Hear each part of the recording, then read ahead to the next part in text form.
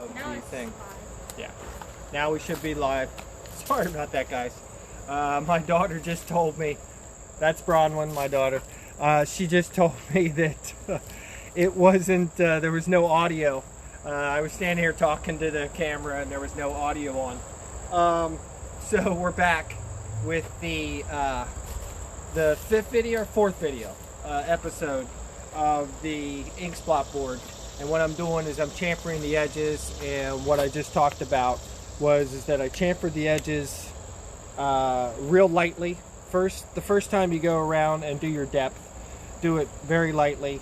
Don't try to take a ton of wood with it the first time, because it's too much, usually for the little router. But any little router will do. The key is having a sharp bit. I change my bits periodically. I sharpen my own bits. That's a lot for people. That's asking a lot. Because you can just go out and buy a set of Ryobi bits, or cheaper ones if you're just doing a couple projects. If you're doing more intense projects, I go with better router bits that I know that I can sharpen and I can keep sharp. But that's a whole nother series that we'll get into about sharpening knives, sharpening tools and blades. I'm not a knife sharpener in any way. I just do blades of the machinery that I have. Router blades, drill bits, saw blades, whatever. Now my saw blades I send out. I keep two Forester woodworking Foresters, and one's on the table saw, and then the other one gets sent out to be sharpened, and then they put new carbon tips on it, send it back to me. I put that one on, then I send my other one out, and I've been doing that for years. They're a fantastic company. They probably make some of the best saw blades in the world, and it's worth the investment. You have your own saw blade, you know the balance of it, it doesn't change. All they're doing is putting new carbon tips on it, which is fantastic, because it's a lot easier and a lot cheaper than buying a $150 blade and then having to buy another $150 blade. So back to chamfering. We're chamfering the edges. I've done a small chamfer. Now I've opened up the depth on the router, and I've gone down probably 1/8 of an inch, 16, somewhere in there. I'm not being precise. It doesn't have to be. This is more of a art charcuterie board. So I like to move with the wood. However the wood goes, you can go with it. So hey, how is everybody today? I'm trying to wave at everybody. It doesn't. Mike built something. What's up, man? What's up, Mike? So we're going to chamfer this edge. Like I said, make sure your sawdust and your Yeti dust and epoxy dust is going away from you. I'm outside, so I'm not using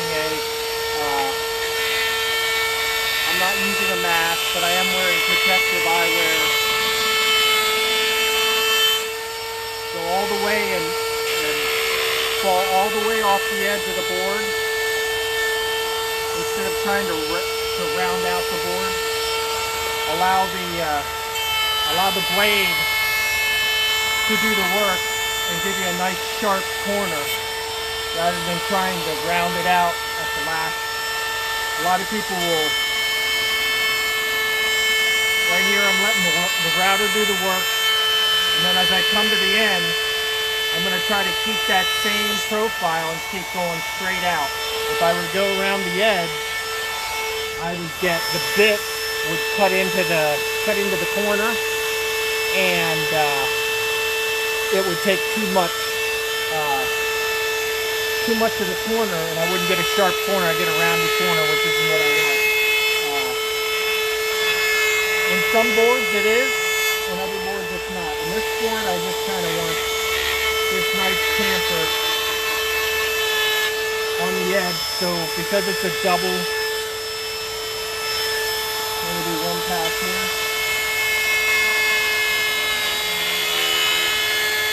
I wanted to say happy birthday to my brother too. My brother's birthday is today. He's a couple years younger than me, but it's his birthday today, and I have to give him a call, talk to him, see how he's doing. So we got now I've got my board, all the edges chamfered. Now we're gonna precision this later, because we're going to take it inside, and later tonight I'm gonna go and we're gonna show how to I'm gonna sand and polish the ends and get them ready, and the board will actually be ready for a seal coat, and maybe we'll go and do a seal coat, and we will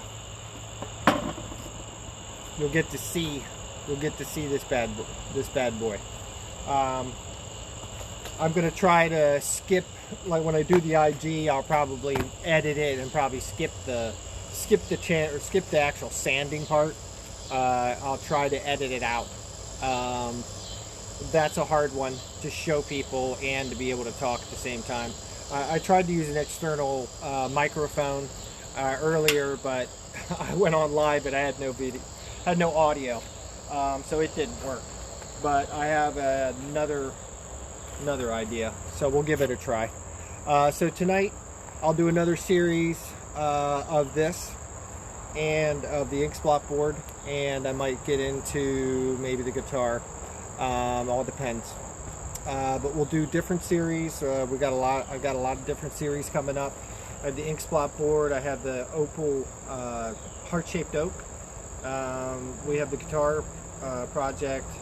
I'm showing tips and tricks on this one and on the one before, the marble board. I'm going to finish the marble board, and I'm going to finish the swirl board, and we will then we'll get into maybe making cubes, or we'll get into another subject of woodworking, stabilizing, milling, kiln drying, burl, a little bit of everything, and we'll go from there. And I'm going to download all this stuff to my new YouTube page, BK Sawdogs, on YouTube. I'll put up a link at the bottom of this. I'll put the link in the bottom here on IG when I post this later, and so that'll be available. In my Etsy shop, Mad Stuff, trying to add as much as I can to the Etsy shop, so everything's available. And still working on the IG shop.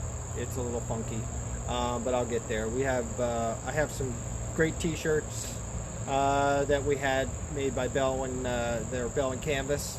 I make them, but Bell and Canvas t-shirts is what I'm using. They're real nice, respun, 100% respun cotton, and like I said, this is the fourth one in this series. I'm going to go live later in the evening tonight to finish some of it, but I'm going to also video it and then always download it to the series, so people can take their time and watch it whenever they want. And questions are open. Send your questions, and then we can discuss them on the next episode. I can say, someone had asked this, and I can try to answer as many questions as I can about woodworking. But I will only ever talk about information and knowledge that I have. On other subjects, I will bow to other experts. And I wanted to shout out to Mike at Calavera Tools. His dad was sick. I hope his dad's feeling better. Even though he had the vaccine, he still got it, which sucked. So I hope he feels better. Shout out to him, and also to my brother. Happy birthday, brother. And I hope everybody has a good evening. It's pretty nice here. It's not terribly hot, which is pretty good for right now this year, the beginning of August. So I'll talk to everybody soon. Maybe see you later in the evening. Have a good night. Stay cool, Saw Dogs. Out.